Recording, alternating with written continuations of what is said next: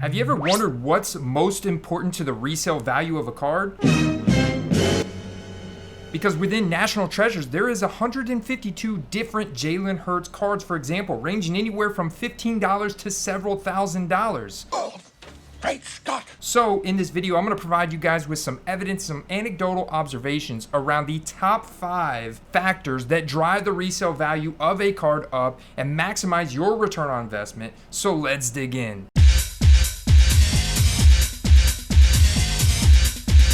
Alright guys, welcome to the Football Card Quest. My name is Andy. Number 5 is a recognizable brand and logo. So like I mentioned in the intro, there is 152 different rookie cards for Jalen Alexander Hurts in the Panini National Treasures set from 2020. You can confirm this going to tradingcarddatabase.com here, wonderful resource. So the first thing I want to talk about and point out here on this card is this NT. This is one of the most recognizable brands from Panini in the modern day hobby. Next to your Flawless, your Immaculate, your Prism, your Optic, your Contenders. The other thing that goes right along with this is the fact that this card has a rookie card logo and it's not a veteran card. This is part of the recognition that goes to the number 5 recognizable brand / logo. It's also important to note that good pictures offer an immediate power up on the same card, as you can see here from the difference of 1650 to 60.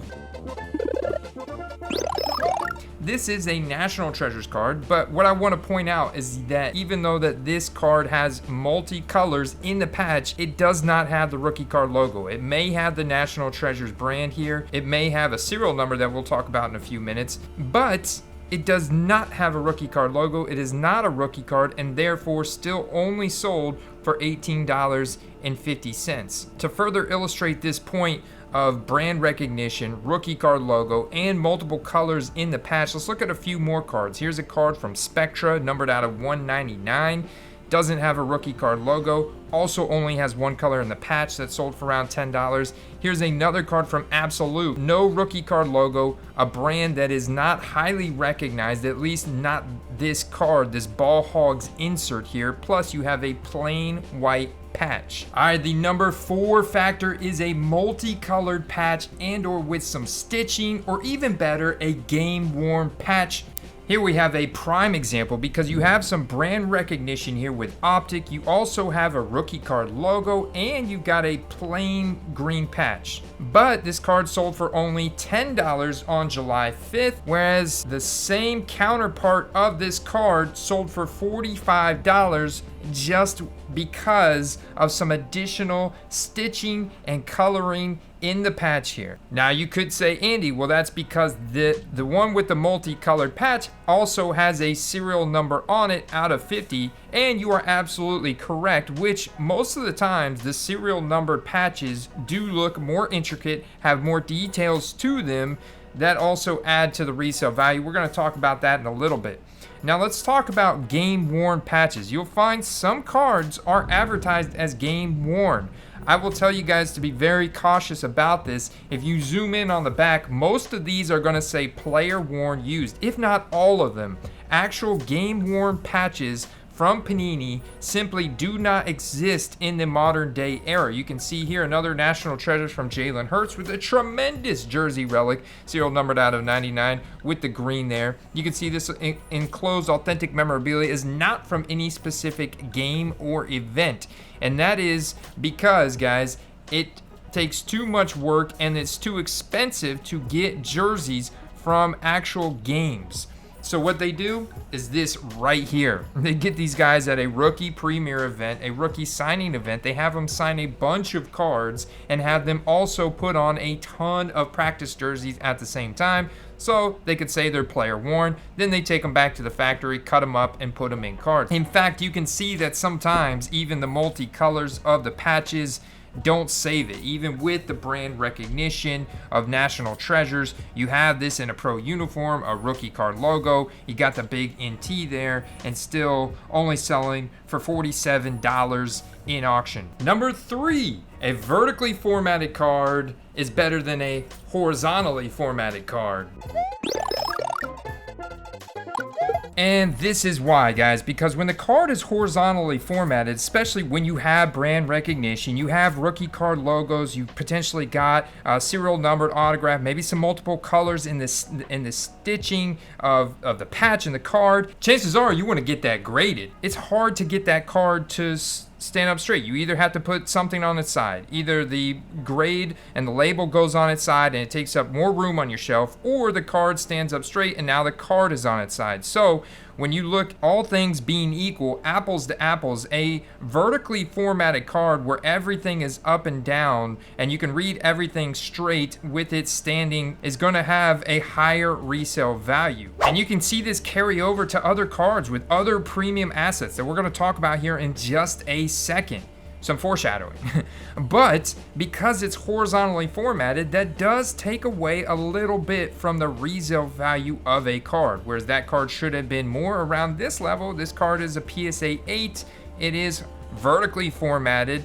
The picture's not nearly as good, in my opinion, which is a very important point that I want to bring up at this point in the video. If you like the content, make sure to hit that thumbs up. But also, if you disagree with any of these rankings, these pecking orders of factors that are important to the resale value of a card, please let us know in the comments. And that's one of the beautiful things about sports cards. The very unique things is that there's so much variation. There's so much subjectivity. What is attractive to one person is not to another.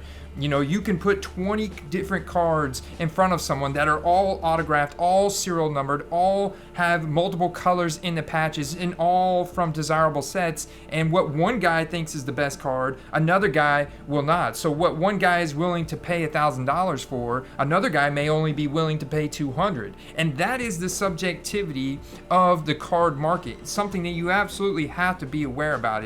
It's a lot of psychology and understanding what is aesthetic and attractive to the majority of hobbyists out there, because this is a very subjective and aesthetically driven hobby, right? A lot of us view the cards as art, so you have to look at the cards as art from an artistic point of view. For example, cards that have multiple athletes on them that are on different teams, maybe they shared a little stint in college together, they don't do as well. Even though you do have a rookie card logo, you do have a serial number on this card, there's plain patches, and you have multiple athletes on the same card, whereas people either want to collect one or the other. These are two polarizing quarterbacks with different playing styles, and the same thing goes with potentially two guys on the same team, but you guy that's are almost to the bust status of wide receiver and his quarterback. So, you know, this guy's wide receiver 3 on the team, that's going to drag down the QB1 on the team. And that card's still only going to sell for $15. Plus, you're lacking the power up of multiple colors in this patch. And the only thing you really have going for you here is that rookie card logo and the National Treasures brand recognition, plus a serial number. Those are the only factors, but still, that is not enough to really propel this card to being worth more. These just aren't very aesthetically pleasing, and with multiple athletes on it, you can't hone in on one guy. Even a one-of-one logo patch here, but look, it's an Air Jordan logo patch with it, which is synonymous with basketball. These guys are in their college uniform, so the one-of-one, the National Treasures brand recognition here can only take this card so far, which is why it ultimately sold for only $260. The number 2 most important factor is a low serial number, and we're going to talk about some ancillary power-ups around the serial number that you can acquire. But as you just saw in that one-of-one, the low serial number can do a lot for a card. So like I mentioned, having a low serial number, having a serial number period, is going to guarantee the hobbyist the scarcity of that card. It gives you the print run of the card right on the front of it. So in a lot of cases, even if the card has a giant plain napkin patch, and even if it's formatted horizontally, if it's got a low serial number, it's got the brand recognition, it's got the rookie card logo, and we've got one more factor here we're about to talk about in our number 1 most important factor on ultra modern cards. This card can still sell for $625 in a buy it now transaction. The same thing with this one, and you could argue that a lot of what drove this card up is the low serial number, but we also still have National Treasures at the top We also still have clearly a rookie card logo, and this card is very aesthetically pleasing. We're talking about a fantastic design here in this card that looks really clean, which drove this card up to selling for $480 in auction. Here's another example of a low serial number here, plain patch, just a touch of little stitching on the right, but like I said, guys, this is not from any specific game, event, it's barely player worn. So the important factors here are this rookie card logo, this rookie, this National Treasures text at the top, this serial number low right here, card sold for $1,000, and our number one most important power up on a card is the rookie on card autograph. But make sure you stick around to the end of the video because I'm going to talk about some ancillary power ups that will take these cards even further. You probably noticed and you're thinking by now, okay, well, these patches are not from any specific game, so they're not even barely touched by the player. So a lot of what is driving this, the main factors, is this autograph first and foremost. You saw earlier on in the video, cards without the autograph, still low serial numbered, and just a standard patch of modern day patch that's not from any game are still selling for under $100. Now all of a sudden you keep all those factors, plus you add on a rookie autograph that's actually on the card, and I have seen many instances over where the on-card autograph is valued at higher than the sticker autograph, and all of a sudden these cards are close to $1,000 cards or more in a lot of scenarios. Here we have a horizontally formatted card, but it's got that autograph. It's also got a low serial number here, and it's got a few colors in the patch, 4 colors in the patch, and now we're talking about a $3,000 card.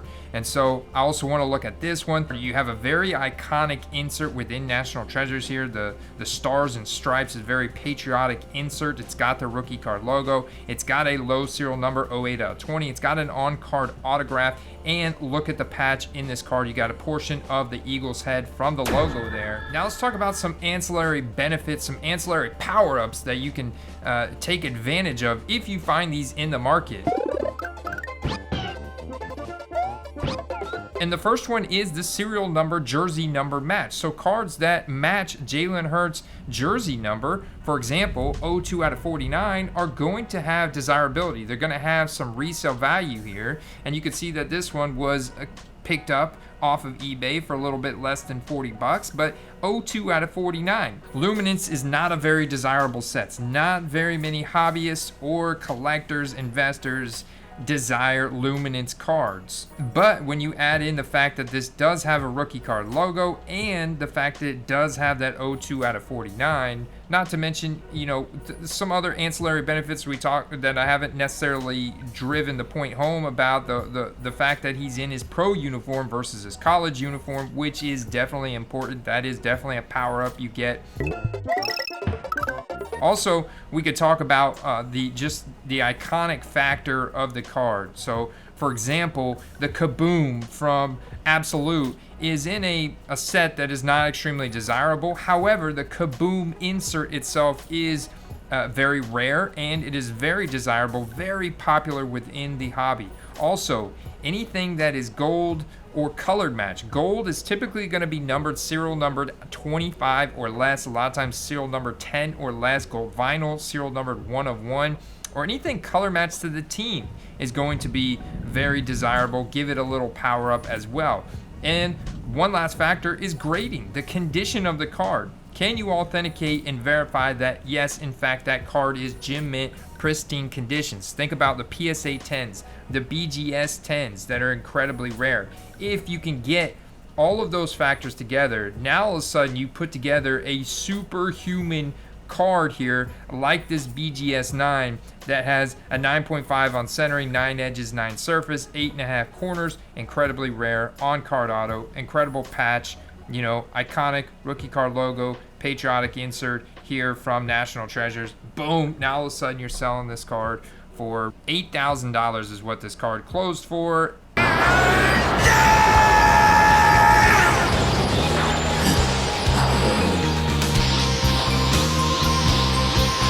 I would encourage you to take all these factors into consideration when you're shopping and purveying for a specific card. Some other things to think about: is the card a bookend? Is it the starting serial number or the finishing serial number? A lot of people's favorite numbers, their lucky numbers, may be 7, 13, maybe something else random in there, 21, who knows? Those cards could also provide a power up, those specific numbers in that sequence. Also, the actual photo. Think about when the actual photo was taken. Some photos are actually taken from specific events, specific games that offer a little power up as well. So all of these factors go hand in hand. They go together to create power ups on the resale value of the card. If you don't have them, you start taking them off, now all of a sudden you're going to get down all the way to a base absolute, base luminance, base score, something like that, that is worth, even on guys like Joe Burrow and Justin Herbert, just a couple pennies. I guys appreciate you stopping by the quest today. I'll see you next time. Peace.